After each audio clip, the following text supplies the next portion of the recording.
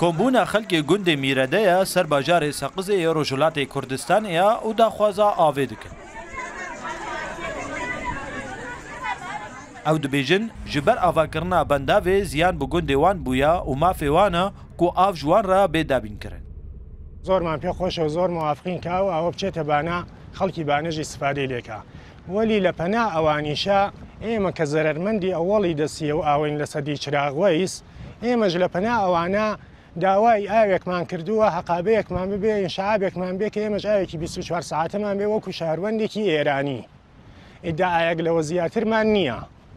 ئێسێ بارحاڵ سازمان ئاوی ڕۆستایی بەراوردی هەزینەکەی کردووە 14 ملیاردە کە دەوڵەت مخالفە دەکا و هەزینەکەی نایە خەڵکی ناودێش چەسمیمیان گرتووە بەرەم ئاوە بگرن بەر ئەمە بگرن تاکوونێ ئەمە بێتە بەهانێ. گوندê میرەدا نێزیکی بەنداڤا چراغوەیسە لێ پرسگرێکا کێمبوونە ئاوێ هەیە. خەڵکێ گوند دەبێژن پرسگرێکا وان ئا برنا ئاوا بەنداڤێ ji banera tuneye lê divê av ji gundê wan re jî were dabînkirin. داواکاریمانەوەیە ئا لە سەرام ئاوە عەزیمەین ئاوێکمان پێبن بۆ ناودەی میرەدێ بێ ئاوین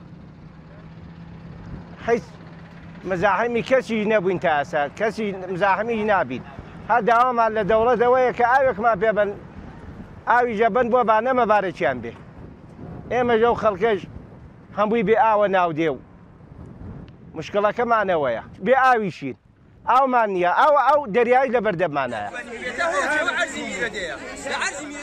Di dema avakirina bendava çiraxweysda çend malên gund jî ketin ber bendavê lê xwediyên wan nehatine qerebûkirin.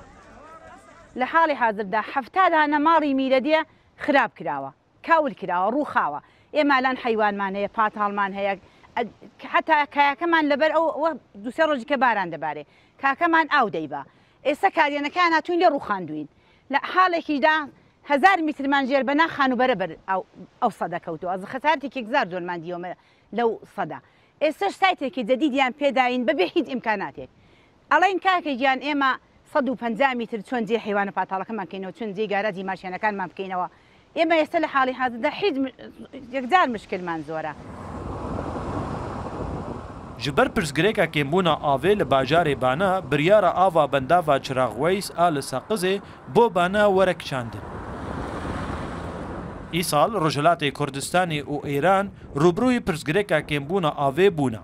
Li gorî amarên rêveberiya avê ya Îranê pirsgirêka kêmbûna avê li bêtirî 27,000 gundan heye.